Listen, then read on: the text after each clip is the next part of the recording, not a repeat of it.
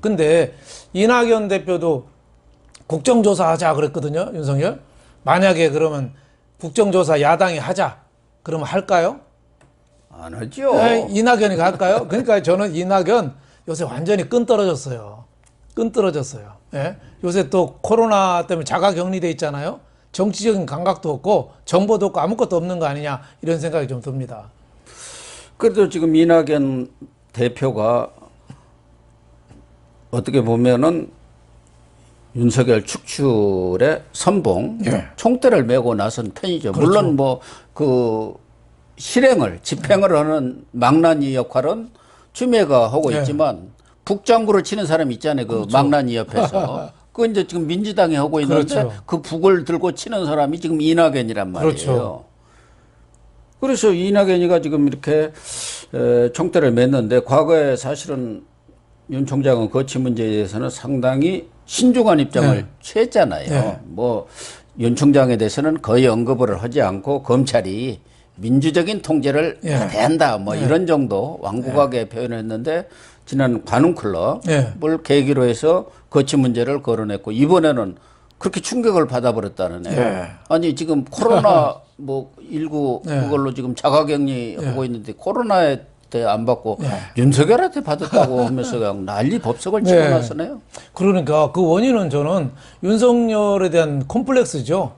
요전에 윈지코리안가 조사할 때 윤석열한테 지는 걸로 나왔잖아요. 그러니까요. 대권 후보가 지금 정치 참여 선언도 안 한 현직 공무원한테 지는 걸로 나왔으니까 얼마나 화가 나겠어요. 그리고 또 하나 민주당 내에서 이낙연이가 지금 흔들리고 있어요. 제3후보론 나오고. 제3후보론 자꾸 한다고 뭐 하고. 한 것도 없다. 뭐 하니까 대표가 뭐냐. 말하는 것도 엉뚱한 소리나 하고 재산세 감면 얘기하니까 청와대에서 그것도 잘라버렸잖아요. 그러니까 자기 위치가 없으니까 친문을 향해서 친문재인 향해서 나 이렇게 문재인 앞잡이 총대를 맨 사람입니다. 저 좀 도와주세요. 이런 메시지죠. 그러니까 이낙연이 저는 옛날에 기자 출신이 맞나 몰라요. 기자들은 그래도 팩트에 준해서 하거든요. 이 감찰 내용 6가지 보고서 자기가 충격을 받았다고 그 정도밖에 안 되나요? 저는 이낙연 보고 참 한심하다는 생각이 들었습니다. 그리고 속내는 다르면서 국정조사를 하자 이렇게 나서고 김태년은 또 수사를 해야 한다. 이런 얘기가 저는 간단치 않다고 봅니다. 그렇죠. 수사 얘기는. 그렇죠. 그러니까 불법 추미애가 경우에 따라서는 마지막 카드로 수사 지휘권 내려가지고 그렇죠. 수사하세요. 뭐든지 불러들이세요. 하겠죠. 이렇게 할 수가 있다니까요. 사람이 인간의 길 포기하면 뭐든지 할 수 있고요. 한 번 배렸다고 생각하면은 더 막 가는 거거든요. 그러니까 추미애는 그냥 어떻게 미친놈 칼춤 추는 거죠. 그러니까 칼춤 추니까 어떻게 될지 모르는데 저는 더 세게 나가지 않겠느냐. 여기서 이낙연 이야기는 별로 그렇게 크게 무게중심이 없어요. 국정조사 하자는 것은 그러니까 야당에서도 그래 하자. 그러면 그 당연히 또 추미애도 조사할 수밖에 없잖아요. 추미애 직권남용도. 그렇죠. 근데 그건 또 발을 빼고 있는데 사실은 김태년이가 오래 전에 감찰 결과를 보고 뭐 판단을 해야죠. 윤석열 어떻게. 그렇죠. 아무도 이 얘기 안 할 때 하더니 감찰 결과 나오니까 이렇게 치고 나오고. 그러니까 지금 수사 얘기를 계속 꺼내는 것은 경우에 따라서는 추미애가 윤석열 총장 불러들여서 구속시키죠. 이렇게 할 가능성이 저는 있다. 고 박사님 말씀에 전적으로 동감합니다. 이 김태년은 핵심 친문이거든요. 핵심이에요. 이낙연은 낙엽이에요, 낙엽. 그러니까 헛소리만 하는 거예요. 지금 코로나로 자가격리돼가지고 더구나 뭐 몰라요. 근데 김태년이가 저 핵심 아니냐. 그래서 그 윤석열 검찰총장에 대해서 수사를 시켜서 불법 사찰이든지 뭐든지 걸잖아요. 걸면 안 걸릴게요. 걸면 뭐 그냥 털어서 그러니까 인디언 기우제 같은 거죠. 인디언이 기우제 지내면 꼭 비가 온대요. 왜? 비가 올 때까지 기우제 지내니까. 아니 그 6개 중에 뭐 판사 그것도 억지로 해갖고 걸면은 뭐 어떻게 오겠어요? 그렇죠. 해갖고 기소해버렸는데. 그렇죠. 이성윤이 시켜가지고. 그렇죠. 그래서 수사를 끌다가 공수처 생기잖아요. 굴이 넘겨버리는 거죠. 그러면 이게 무서운 공수처로 생기는데 공수처는 또 다 문재인 신복들이 다 할 거 아니에요. 검사부터 공처장부터. 그러니까 윤석열 족쇄를 꽉 쥐고 겠다는 거죠. 그래서 지금 수사하는 월성이라든지 라임 옵티머스, 울산시장, 유재수 여러 건들을 올스톱 시키겠다. 그래서 나는 문재인은 나는 그래서 내 끝나도 감옥 안 가지 용용 죽겠지 하는데 근데 그게 사람의 뜻대로 됩니까? 이낙연이는 총대를 안 맬 수가 없는 게 말씀하신 대로 지지율이 답보를 네. 하고 있는 상황 속에서 제3 후보로는 나와. 그러니까 뭔가 선명성이라는 게 이제 그렇죠. 필요하잖아요. 친문, 대깨문들이 좋아할 선명성. 네. 그건 막 치고 나가는 것이죠. 그렇죠. 윤석열 목 잘라 뭐 이렇게 하고 국정조사 해. 그러니까 야, 이낙연 대통령 돼야 한다고 지금 또 이렇게 댓글들이 막 올라오고 있다. 네. 거기다가 이제 옵티머스에 지금 걸려 있잖아요. 1,000만 원 가구 받은 것도 그렇죠. 있고. 자기부터 수사받아야죠. 76만 원 복학기. 저기는 저 복학기. 네. 거기 또 지원 받았잖아요. 트러스트 올이라는 게. 복학기만 있었겠습니까? 뭔가 또 다른 게 있을 개연성이 많죠. 그 뭐 여당의 대권 주자한테 복합기만 줬겠어요? 복합기 박스가 크거든요. 예, 많이 들어갈 겁니다 아마. 네.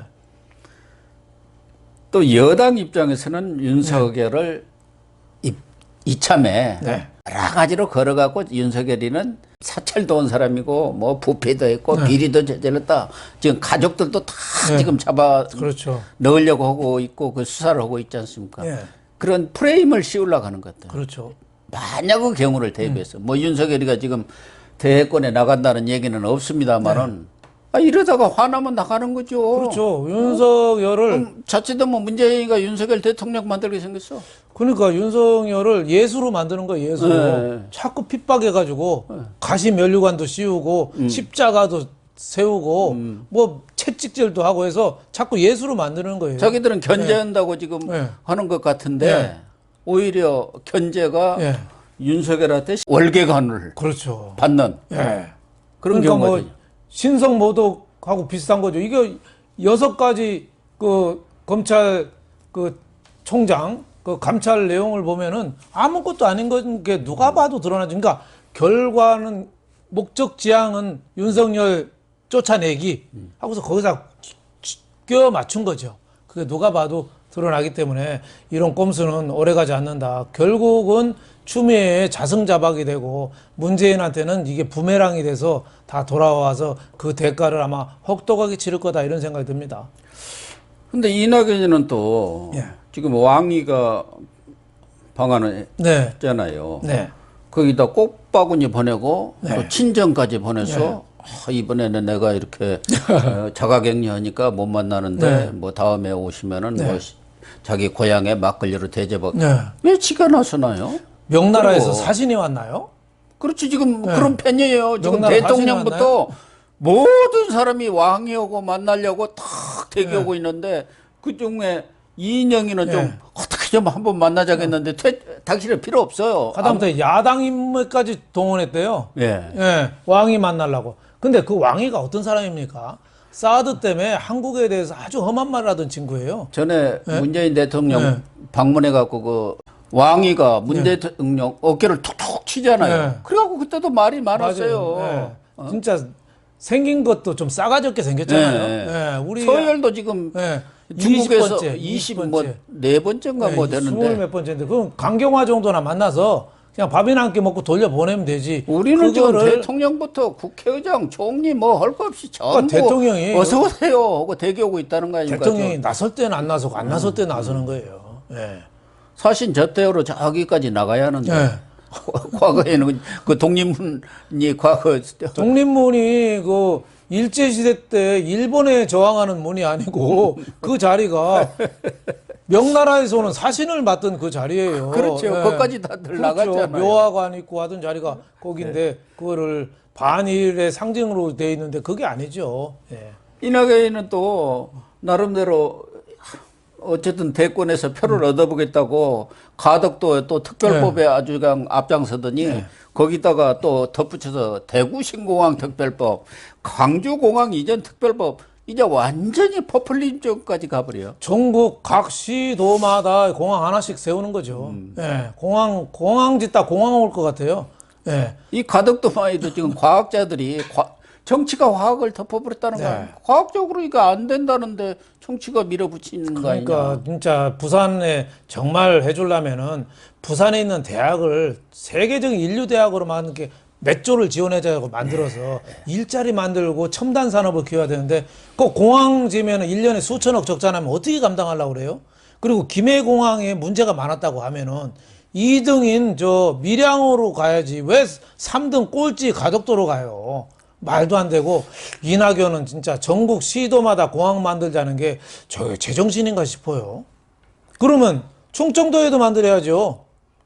그렇죠. 예. 충청도는 왜 안 만들어? 충청도도 국제공항 만들어야죠. 또 거기도 예. 하나 만들어야 돼. 대전에도 하나 만들고 청주에는 있으니까 저쪽 충북 저쪽에도 하나 만들고 청주 저쪽 우에 충주 네. 하나 만들고 전국에 만들어야죠. 그리고 북쪽으로는 저 철원이나 이쪽 포천에도 하나 만들고 전 국토의 공항화가 되는 거죠. 네. 그런데 또 정세균 총리도 이낙연이가 이렇게 설치니까 자기도 지금 숟가락을 이고 나섰더라고요. 예. 저 정세균 총리가 산자부를 또 콕 찍어 방문을 해서요. 네. 다른 부처를 직접 가서 업무로 장관과 무슨 회의를 한다든가 하는 것은 모르지만 국무총리가 특정 부처에 찾아가서 네. 거기 직원들을 격려하는 것은 매우 이례적인 일인데 그렇죠.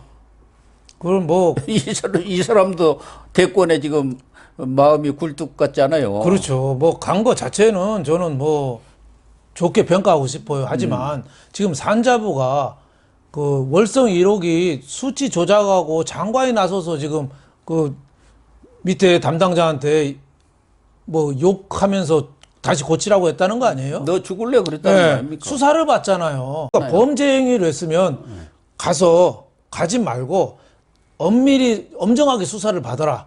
국가의 공권력 집행이다. 이렇게 해야 되는데 힘내라.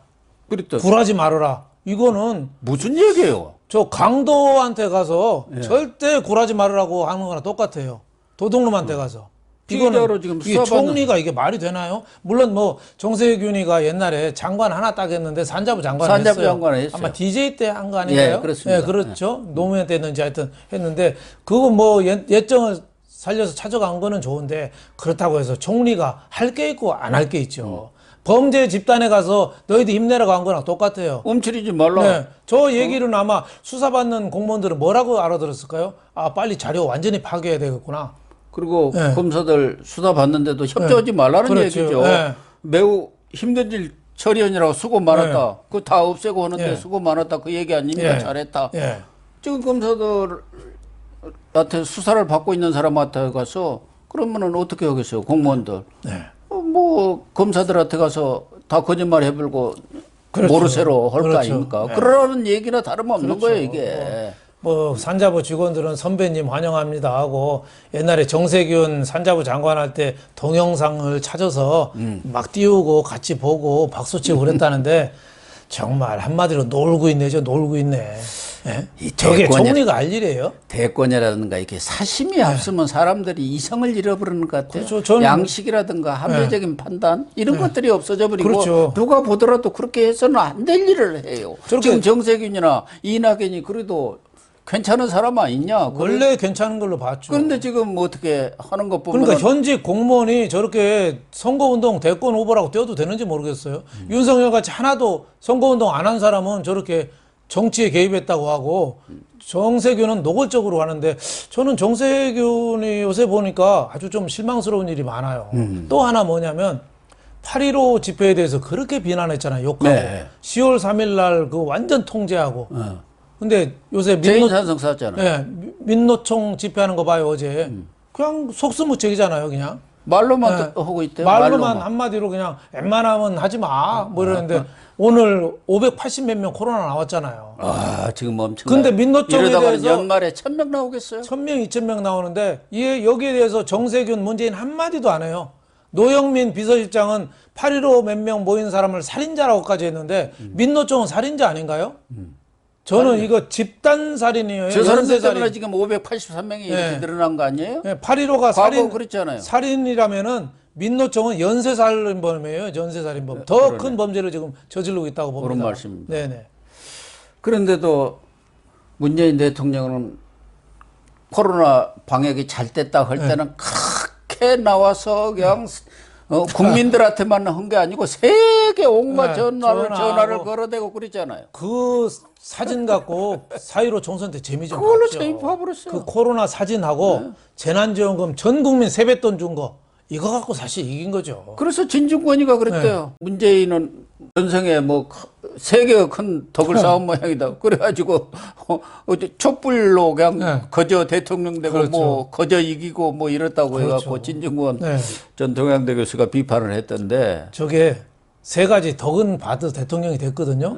여러 가지 코로나도 있고 해서 더 선거도 이기고 했는데 저게 한꺼번에 골로 가는 지름길입니다. 저게 사람이 오만해지거든요. 예. 그러니까 청와대 행정관이나 수석들이 비리 혐의가 자꾸 나오는 게 저런 오만의 그림자가 청와대를 지금 덮고 있다고 봐야죠. 그게 더 큰 불행을 어떻게 보면 예고하고 있다 이렇게 보여집니다. 네, 시청자 여러분, 정말 이 문재인 정권의 핵심 수뇌부들이 과연 정신을 제대로 갖고 있느냐, 정신줄을 놓은 것 아니냐, 이성을 잃은 것 아니냐, 이런 비판의 목소리들이 나오고 있습니다. 또 일각에서는 이건 과거 히틀러보다도 김정은하고 뭐가 다르냐, 이런 말까지 나오고 있습니다. 그런데도 불구하고 문재인 대통령은 머리털도 보이지 않게 꽁꽁 숨어 있습니다. 이런 상황을 어떻게 봐야 할까요? 정말 임기 말 파국으로 가는 것 아닌가 하는 느낌을 갖습니다. 쓰나미가 몰려오는 그런 상황 속에서 이 정권의 사람들이 너무 지금 초조하고 불안하고 답답하다 보니까 망나니 칼을 아무 곳에나 휘두르는 것 아닌가, 그런 생각까지도 들게 합니다. 오늘 방송 마치겠습니다. 시청해 주셔서 감사합니다.